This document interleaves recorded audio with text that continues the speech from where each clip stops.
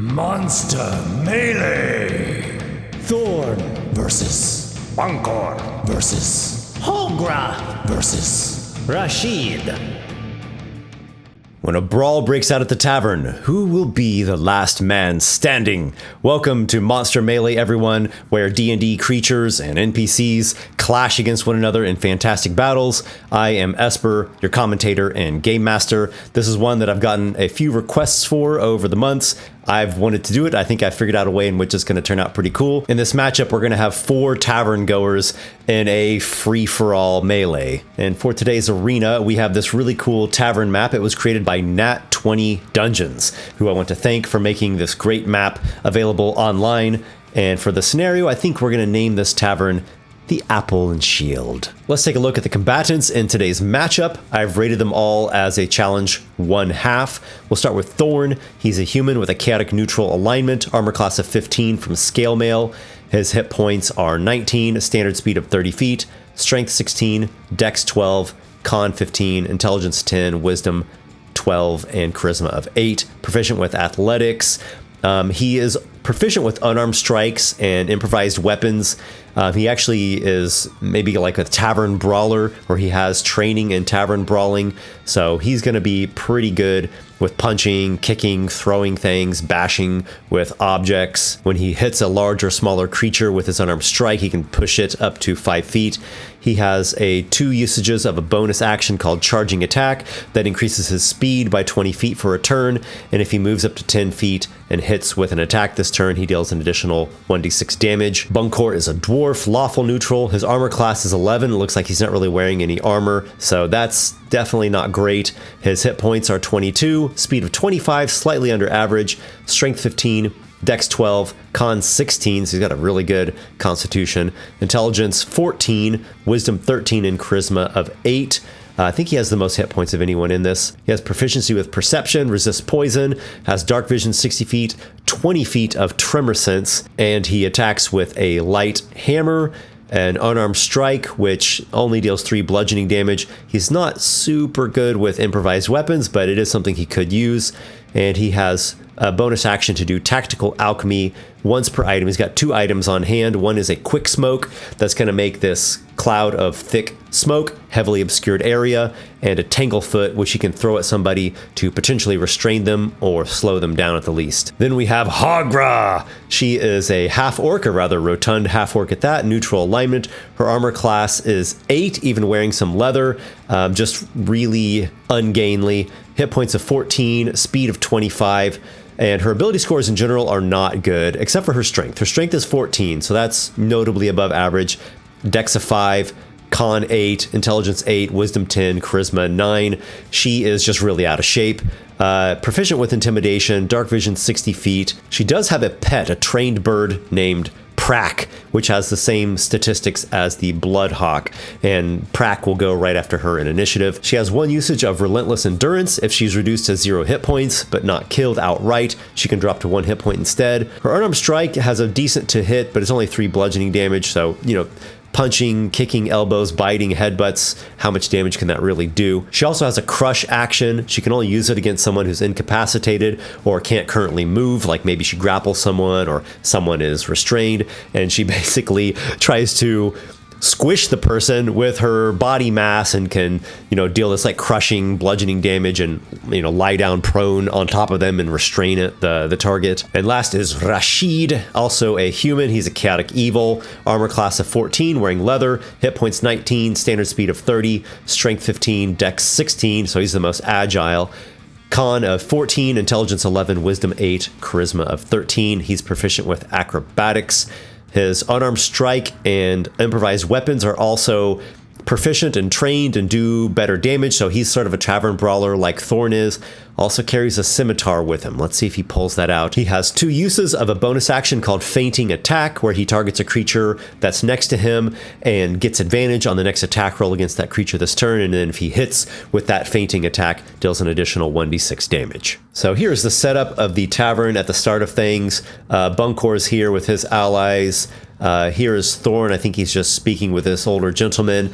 And here is Hagra with her bird Prak sitting with a group of friends that are halflings, it appears. And we've got a husband and wife. Tavern Keep's Rashid is not here, though this table has a couple people that maybe are associated with him. So it's really anyone's fight here. I don't even know who I'm rooting for. If you want to leave a comment saying who you are rooting for or who you think might win before the match unfolds, please do so. I always get a kick out of reading those. So without further ado, we will commence the scene. It's a lively night here at the Apple and Shield. There's a few different groups of patrons partaking of food and drink. Yeah, you call this pie? Looks like something I scraped off my shoes this morning. We've paid good and well. Someone bring me a real pie, not this stale possum's ass. I cannot believe we're being made to drink in the company of an orc. Where is Rashid? The sooner he gets here, the sooner we can leave. No one's making you drink here, Stumpy. You can leave. Mind your own, you fat oaf. Goof! You look like something that crawled out of a giant's armpit. I've put up with one foul job after another for a bloody month.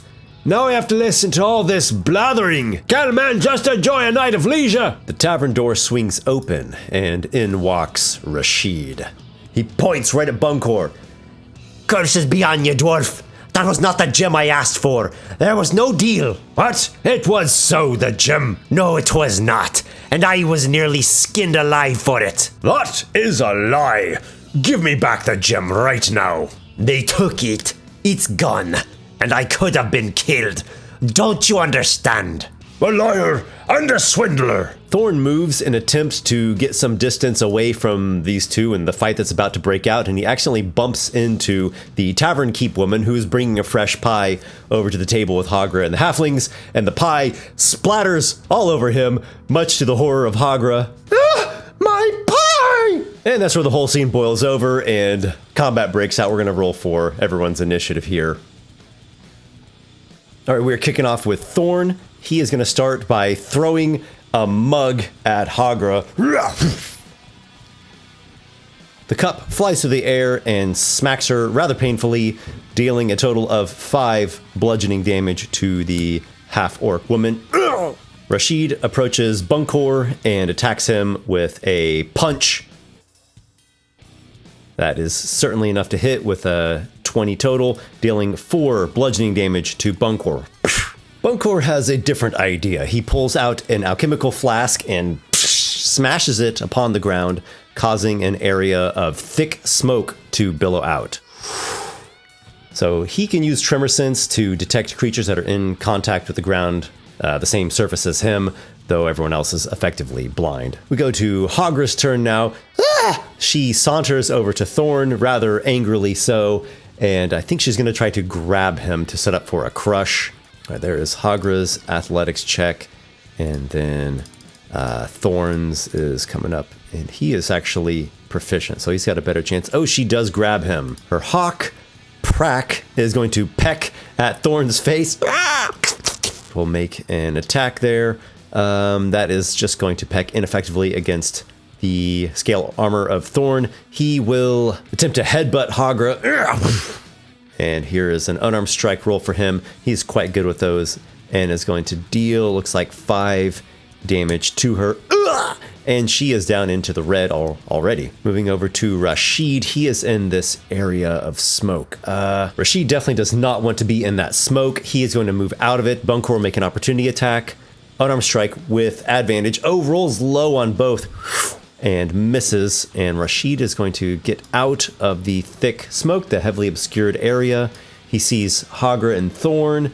Oh my. I'll take this here. And he grabs this wooden stool and readies a toss with the stool. Bunkor is going to move to there, staying within the smoke. That's just within the area of his tremor sense. He's going to throw a stool as well at Rashid.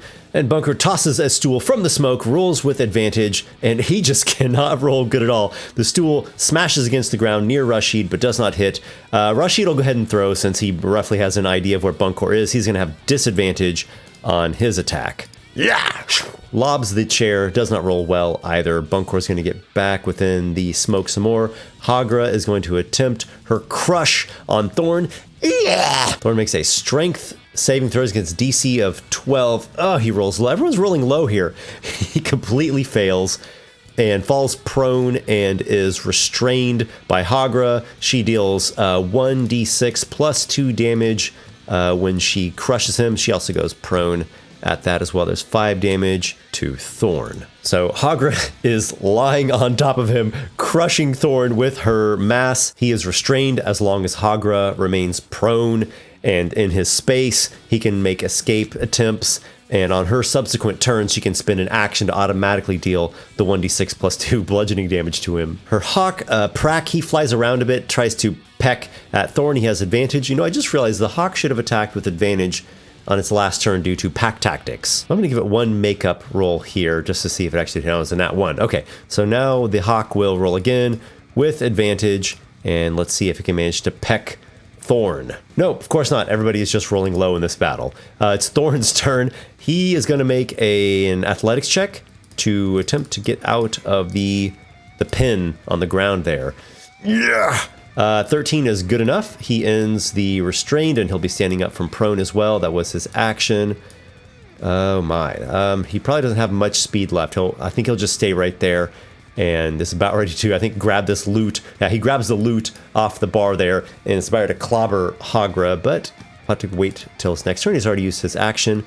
We go over to Rashid. He will grab another stool and then throw once more kind of blindly at Bunkor, so he'll be attacking with disadvantage on this, just kind of going off of where he hears Bunkor moving around. 14 is enough in this case, and he will deal his damage like a d4 plus 2.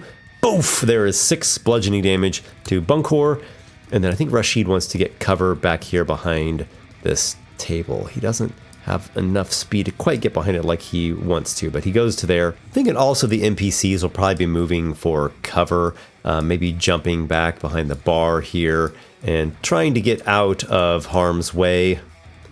Let's do a bit of moving for the NPCs, I think like that seems good. Go to Bunker's turn. He's going to step out of the smoke, and he will actually throw I think he'll throw a hammer this time.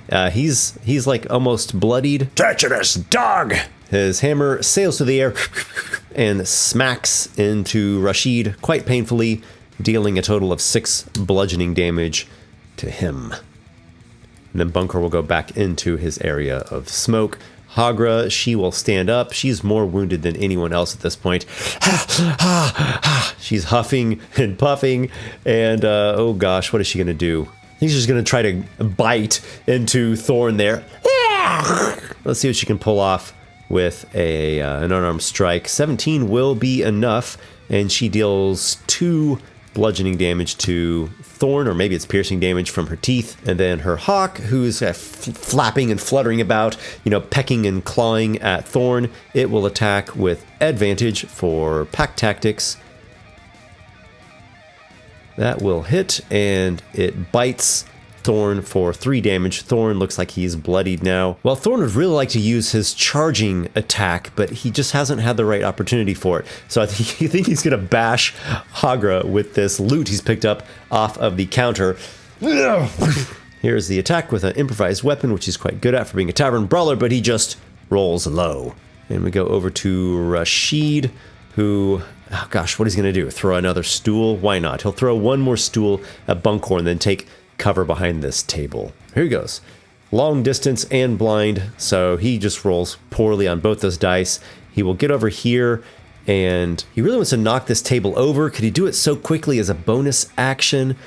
I don't know. So here's what I'll do. I'm going to have him roll an athletics check, and if he can hit a DC 20, this is a one-time thing I'll give him. If he can hit a DC 20, he'll knock it over as a bonus action.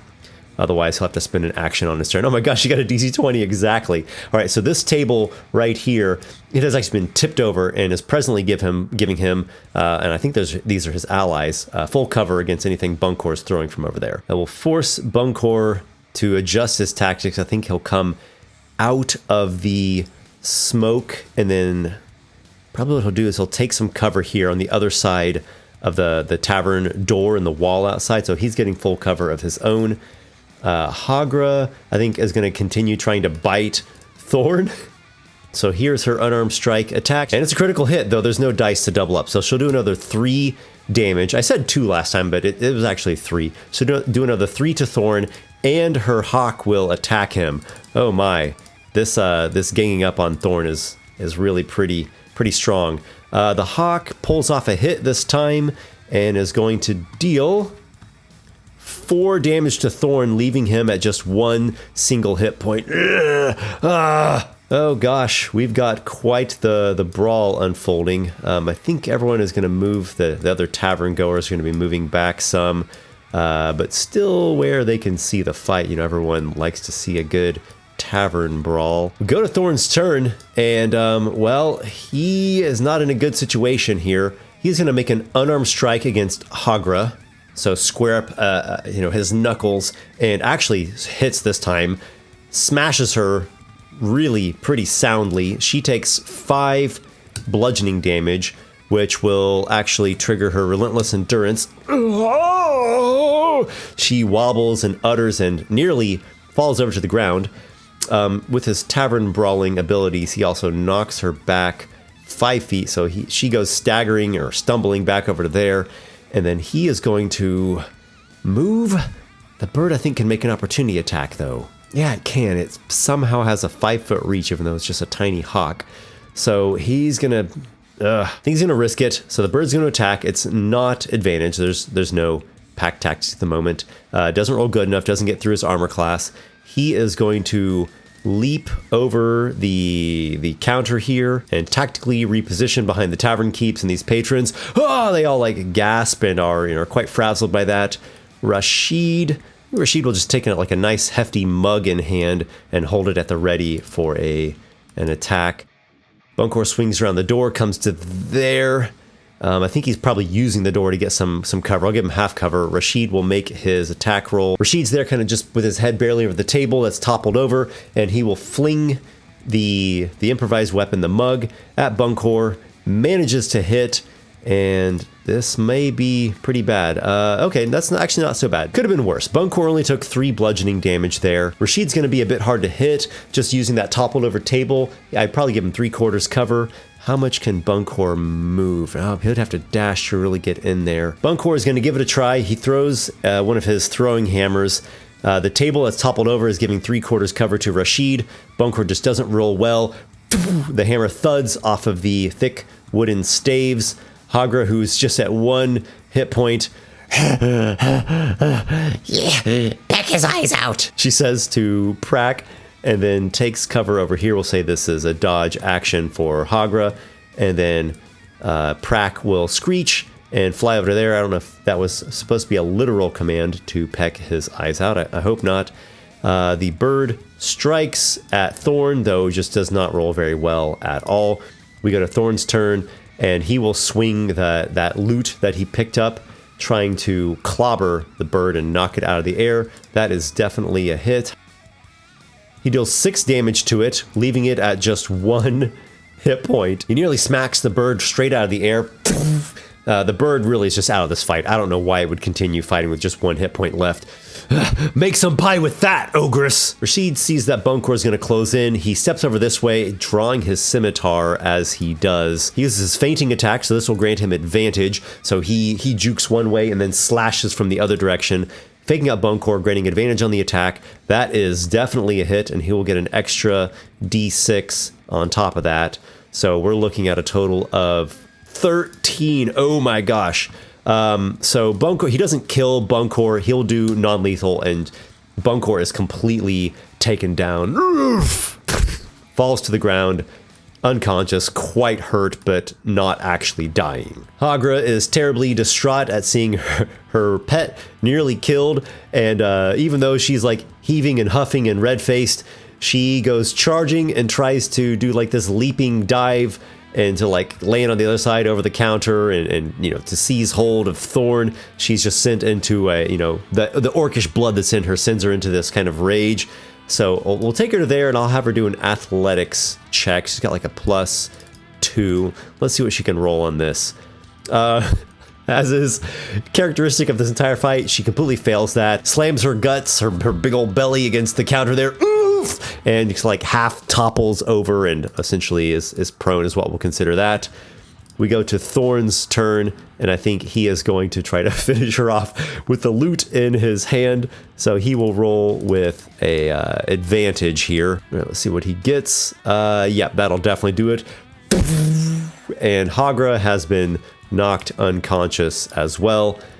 Stable, not actually getting killed. Thorn looks over at Rashid, who's holding that scimitar, and I think he will yield. I have no qualm with you. Victory is yours. Rashid puts his scimitar into the sheath and calls over to his allies. We are leaving now. So he and his allies are promptly leaving the Apple and Shield, and Rashid is our winner. Congratulations, you pirate-like scoundrel. I'm not quite sure what he is, but he did win the day. Thank you everybody for watching. Hope you enjoyed this one. If you'd like to support my channel and all the wild endeavors that I undertake, please consider visiting my Patreon page if you'd like to become a supporter there. You very much have my thanks. There's all kinds of monthly rewards that I do, great exclusive content. There's free stuff on there as well too, so if you can't quite pledge any support at the moment, you can join on as a free member and still get access to some really cool stuff monthly.